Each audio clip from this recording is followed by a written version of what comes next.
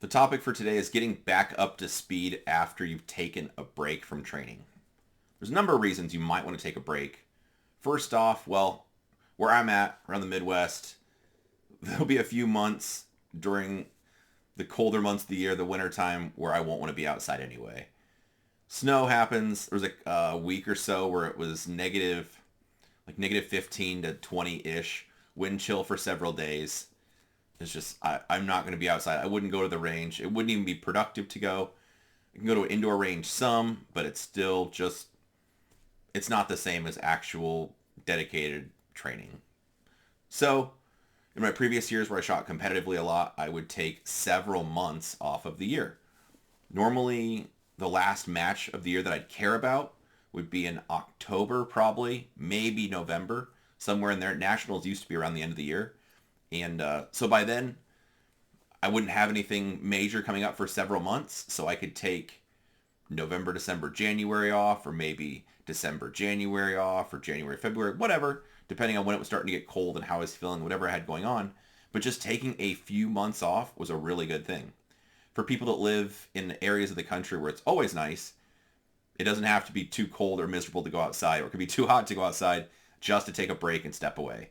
Taking a break is quite healthy because, talking about me, I'd get to the point where I'd train dry fire about every single day, go to the range once a week, maybe twice a week, maybe it's every other week at times, depends. But normally every Saturday and every Sunday I was at the range, dry firing the days I wasn't at the range or maybe was there. Hands get chewed up, and it's a lot. It was a big ask. That's just constantly training, constantly trying to get better. So around the holidays or sometime of the year where you have kids born, wedding, family stuff, graduations, whatever, just taking time away to do that stuff and just taking a break to reset is a good thing. Because flawed thinking, talking about myself, remember originally I didn't want to take even a couple weeks off because I was worried about how much I would lose, how much that would set me back, and I didn't want to give up the progress I had gained. Now I know better, but at the time, probably couldn't have ever told me different or convinced me differently. So if you decide it's a good idea due to whatever life changes or you're just ready to take a break, how do you get back up to speed? And plot twist, it actually comes back a lot faster than you'd think. Just easing back into your dry fire training a couple times a week, 15, 20 minutes, you'd be surprised, at least for me, I could normally draw sub-second very easily. And within the first 15-minute dry fire session, I was already doing that. It came back that easily. Maybe the mag changes were a little bit off or something, and by the second dry fire or maybe the third dry fire session for that week, all the gun handling stuff back was exactly the way I was, and I didn't really feel like I'd lost anything. Then going to the range after taking a break, I like doing just marksmanship fundamentals for the bulk of it. So at least 50% of my ammo, just static shooting. So the doubles drill, the predictive shooting, or reactive shooting, the practical accuracy drill, just working on gripping them properly, remember the inputs, being able to shoot the gun straight.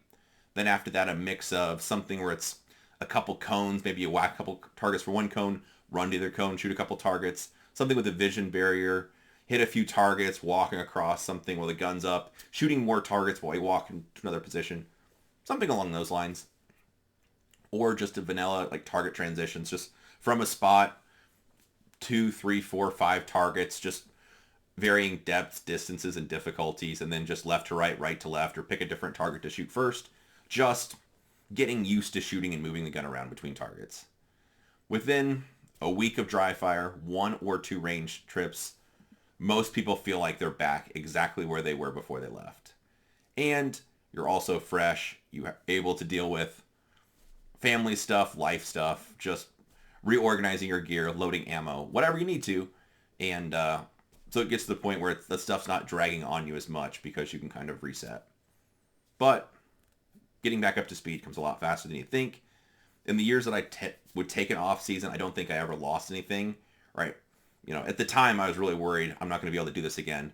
That I'd prove it to myself year after year that I could do it again. And then it just became a thing where it's the off season. It's time to, I need to do a deep clean on my guns. I need to fix my reloading press. The money I'm not spending on shooting ammunition I could save to buy more components, or the bullets I weren't shooting, I could be loading more ammunition, so I'd have a stockpile built up, so I'd be loading in advance, or a couple months worth of ammo reloaded. Back when reloading made more sense maybe than it does now. Clean guns, organize your basement, whatever you want to do. So it just gives you downtime to work on other things without it being a pain. Especially reloading press maintenance. That was never my favorite either. So that's it. If you are in need of taking a break, whether it's seasonal or just seasons in life, taking a couple weeks or a month off isn't a bad thing, and things will come back a lot faster than you thought they were. Hopefully that's helpful. If you have any questions, drop them below.